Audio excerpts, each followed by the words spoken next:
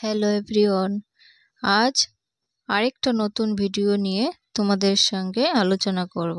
পঞ্চম শ্রেণী দ্বিতীয় পর্যায়ক্রমিক মূল্যায়ন, বিষয় পরিবেশ, পূর্ণমান থাকবে 20, সময় 40 মিনিট। এক দাগের প্রশ্ন, নিচের প্রশ্নগুলি সংক্ষেপে উত্তর লেখো। যে কোনো 5টি করতে হবে, প্রত্যেকটা প্রশ্নের মান থাকবে 1 করে। ক দাগে, পাওয়ার টিলার কাকে বলে? পাওয়ার টিলার হলো এমন একটি মেশিন যা রোটেটিং কাটিং ব্লেড দিয়ে মাটি ঘুরিয়ে রোপণের জন্য মাটি প্রস্তুত করতে ব্যবহৃত হয়। তাকে পাওয়ার টিলার বলা হয়। খ দাগের প্রশ্ন,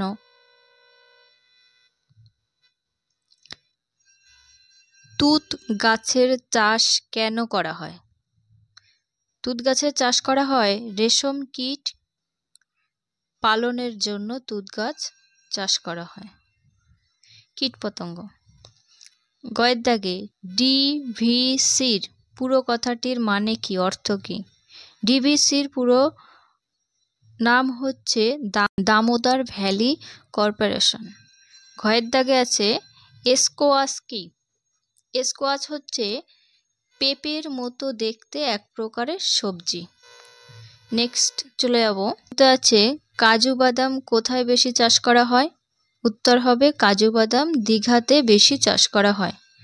তারপরের পেজ 2 দাগে কি বলছে? শূন্য স্থান পূরণ করো। 5টি থাকবে, 1 নাম্বার করে এক একটা।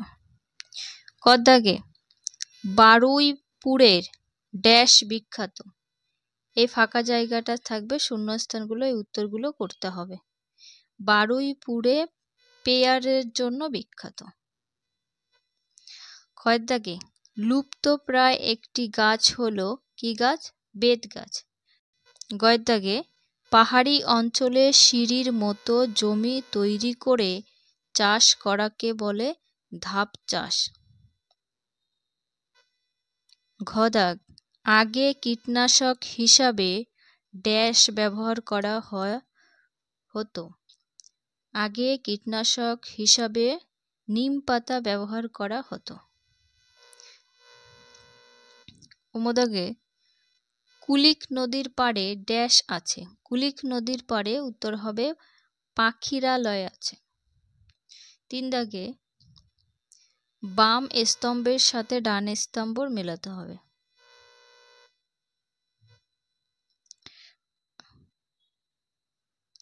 ঝিনুক কোথায় পাওয়া যায়? ঝিনুক হচ্ছে দীঘাতে বিখ্যাত। টেরাকোটা বিষ্ণুপুরে। রাজা রামমোহন রায়, মনীষী। দার্জিলিং হবে চা বাগান। উত্তর সব আমি করে দিয়েছি। তারপরের পেজে চলে আসব। 4 দাগ। 4 দাগে আছে বিখ্যাত মনীষীর অবদান উল্লেখ করো। এক একটা প্রশ্নের নম্বর থাকবে 2 করে, যে কোনো 2টি করতে হবে।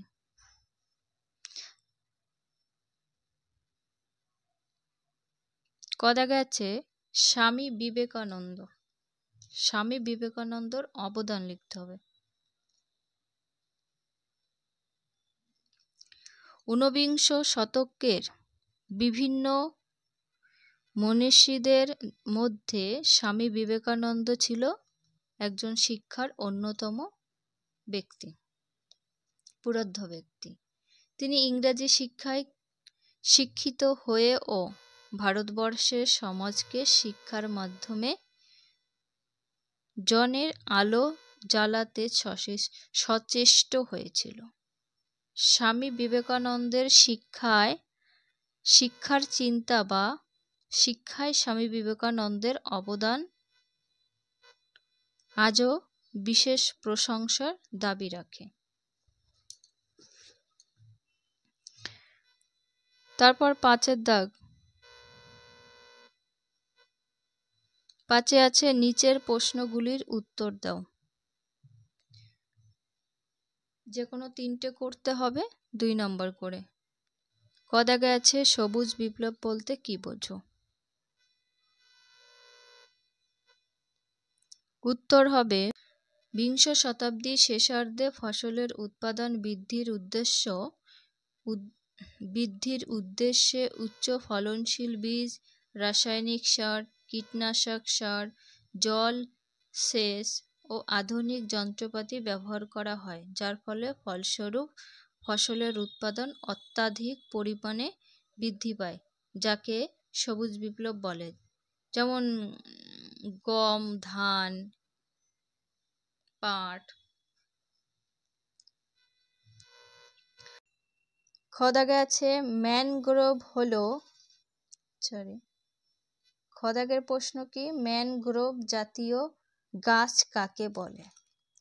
উত্তর, ম্যানগ্রোভ হলো একটি গুল্ম বা গাছ যা প্রধানত উপকূলীয় লবণাক্ত লোনা জলে জন্মায়। ম্যানগ্রোভগুলি শিক্ষায় জলবায়ুতে বৃদ্ধি পায়, যেমন সুন্দরী গাছ, গরান গাছ, গোলপাতা ইত্যাদি বিভিন্ন ধরনের প্রভৃতি। গ দাগ, গয়ে আছে কৃষ্ণনগর কি জন্য বিখ্যাত? উত্তর কি?